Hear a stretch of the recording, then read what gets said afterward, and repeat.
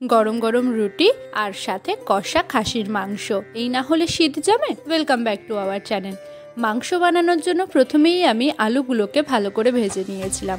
একটা গ্রাইন্ডারে আমি আদা পেঁয়াজ রসুনের পেস্ট তৈরি করে নিয়েছিলাম। অন্য গ্রাইন্ডারে দারচিনি লবঙ্গ এলাচ গোলমরিচ শুকনো কড়াইতে নেড়েচেড়ে গুঁড়ো করে নিয়েছিলাম। আলু ভাজা হয়ে গেলে ফোড়ন হিসাবে আমি তাতে দিয়ে দিয়েছিলাম গোটা জিরে লবঙ্গ দারচিনি শুকনো লঙ্কা তেজপাতা ইত্যাদি। মোটামুটিভাবে একটু সময় রাখার পর তাতে আমি আদা রসুন পেঁয়াজের পেস্টটা দিয়ে দেব, সাথে কাঁচা লঙ্কা বাটা। অনেকটা সময় ধরে মোটামুটিভাবে 5 থেকে 7 মিনিট ধরে কষাবো, যাতে ভালোভাবে ভাজা ভাজা হয়ে যায়। ভাজা হয়ে আসলে এর রং কিন্তু একটু লালচে লালচে হয়ে যাবে। আর তোমরা যদি আরেকটু রং করতে চাও সেক্ষেত্রে একটু হলুদও দিতে পারো।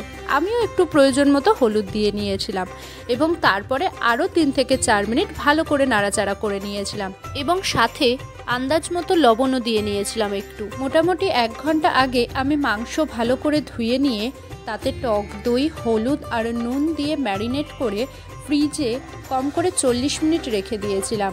ম্যারিনেশনের উপর ডিপেন্ড করে মাংসের স্বাদ ঠিক কতটা ভালো হবে।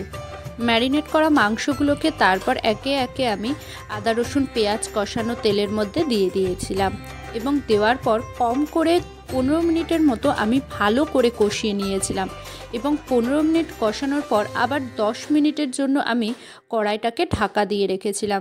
বলতেই পারো যে কেন ঢাকা দিয়েছিলাম। কড়াই ঢাকা দিলে আর গ্যাসকে কম আঁচে রেখে দিলে মাংসের গা থেকে খুব সুন্দর একটা তেল বেরোয় এবং সেটার গন্ধ যে কি সুন্দর। যাই হোক, কিছু সময় পরে ঢাকনাটা খুলে নিয়ে তাতে আমি গুঁড়ো মশলাও দিয়ে নিয়েছিলাম এবং আবার কিছু সময়ের জন্য আমি কষিয়ে নিয়েছিলাম। তারপর আবার কিছু সময়ের জন্য মাংসটাকে আমি ঢেকে দিয়েছিলাম এবং গ্যাসের আঁচ কিন্তু সর্বদাই তোমরা কমিয়ে রাখবে, তাহলেই কিন্তু মাংসটা খুবই সুন্দর হবে।